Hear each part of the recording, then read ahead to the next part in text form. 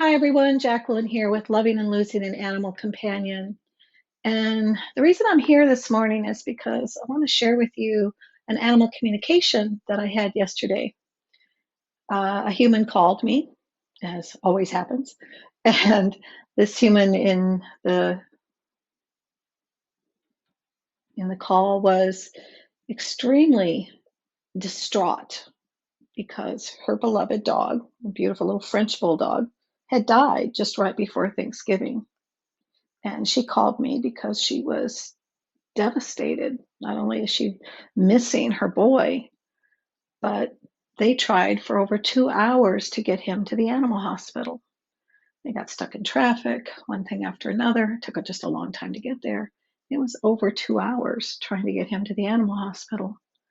And so she called me, absolutely devastated by the experience. Not only did she lose her boy, but again, she never got him there in time. As soon as they got him there, he died just moments later. And so she's calling me saying, "Oh my God, we didn't get him to the hospital. If only we could have got him there in time. If only we could have got him there in time."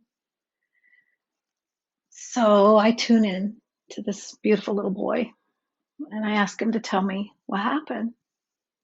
And what he told both of us was that he never expected to go to the hospital at all, ever. He knew he had something terribly wrong in his brain. When I asked him what had happened, he didn't know the word for it, but he showed me something kind of like that. And it looked to me like epilepsy, some kind of a seizure. And his mom, sure enough, his human person told me, yeah, he had a seizure. And it was a really bad one. And what the dog told me was that he knew he had this problem. He didn't know what it was, but he said he was afraid of falling down. That was his concern. I was afraid I was going to fall down, but I never expected to ever go to the hospital. So, no surprise to him and no concern to him that he didn't get to go to the hospital. I asked him to tell me what he wanted to tell us. And he said that 2 hours on the way to the hospital was the most amazing, incredible experience that he said anybody could ever hope to have. Here's his humans were traumatized by the 2 hours to the hospital, but he was not. He said he already knew that he was a very, very loved, very special, and he admitted a very spoiled little boy.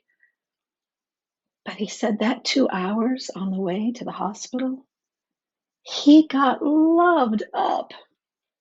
He felt more special, more amazing than he had ever known in his whole life.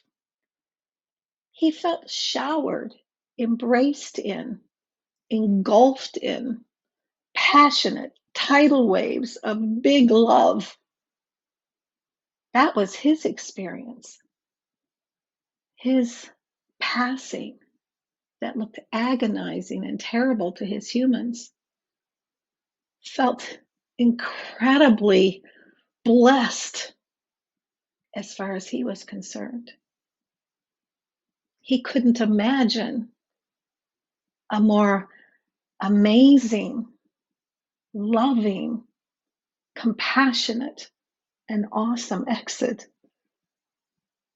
And the reason I want to share this story, because it's been on my mind for a day and a half, but also because I wanted you to know that it's not uncommon for our animal companions' experience of their passing to be quite different than ours.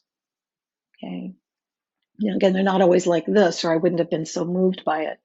But it's very common for our animal companions to experience their crossing between the worlds a lot different than it looks and feels to us.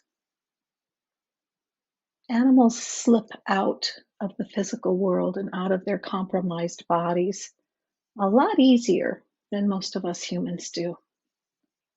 I want to share this story with you because, again, although it's really unusual in its own way, the common theme here is that we experience their passing a lot different than they do.